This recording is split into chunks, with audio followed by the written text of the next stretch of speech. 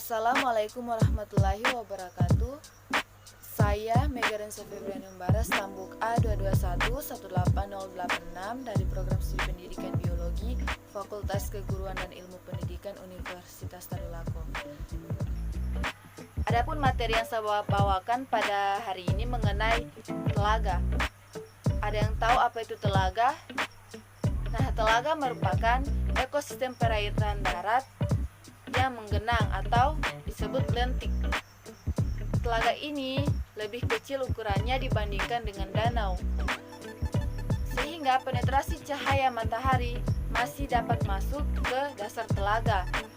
Adapun manfaat dari telaga ini sebagai kelangsungan, sebagai sumber penyediaan air terhadap kehidupan organisme atau makhluk hidup. Selanjutnya adalah ciri-ciri telaga. Telaga memiliki ukuran yang lebih kecil dibandingkan danau. Banyak dijumpai di daerah yang bertopografi karst atau daerah yang terbentuk dari proses pelarutan lapisan batuan gamping yang terbentuk dengan adanya dolina. Nah, dolina ini adalah lubang yang berbentuk corong yang tersumbat. Selanjutnya, bagaimana proses terbentuknya telaga? Nah, telaga terbentuk dari proses secara alami dan secara buatan oleh manusia. Nah, saya akan menjelaskan yang pertama, yaitu proses terbentuknya telaga secara alami. Yang pertama adalah aktivitas gletser.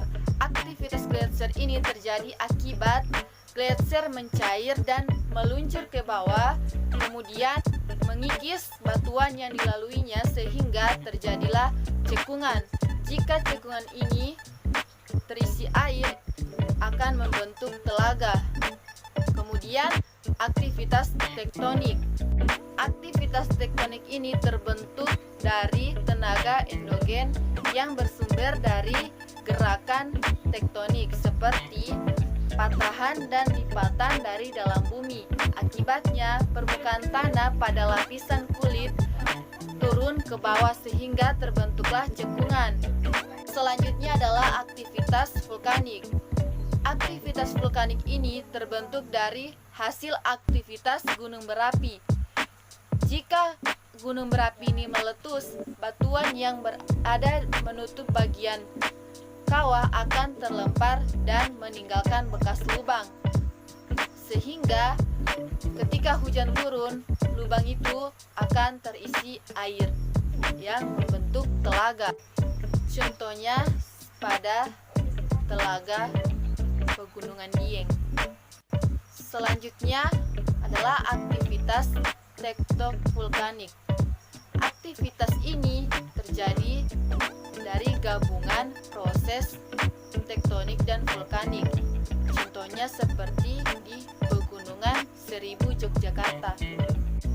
Selanjutnya adalah proses karst. Proses karst ini terbentuk pada daerah batu gamping yang mengalami pelarutan sehingga akan membentuk telaga. Selanjutnya adalah longsoran tebing. Akibat dari longsoran tebing ini akan menutupi aliran sungai sehingga terbentuklah telaga alami. Contohnya seperti Telaga Sarangan yang berada di perbatasan Jawa Timur dan Jawa Tengah. Nah, yang kedua adalah telaga buatan. Telaga buatan adalah telaga yang dibuat oleh manusia dengan tujuan tertentu. Contohnya seperti Telaga Menjer. Kemudian yang terakhir adalah bagaimana cara melestarikan telaga. Yang pertama adalah konservasi tanah di sekitaran telaga. Yang kedua adalah membuat sabuk hujan di sekitar lebih telaga. Dan yang ketiga adalah tidak membuang limbah atau sampah di telaga. Sedikit materi dari saya mengenai telaga ini. Apakah kalian sudah mengerti? Sudah paham? Nah, kesimpulannya adalah telaga merupakan ekosistem perairan darat yang menggenang atau lentik yang ukurannya lebih kecil dibandingkan danau. Demikianlah materi dari saya.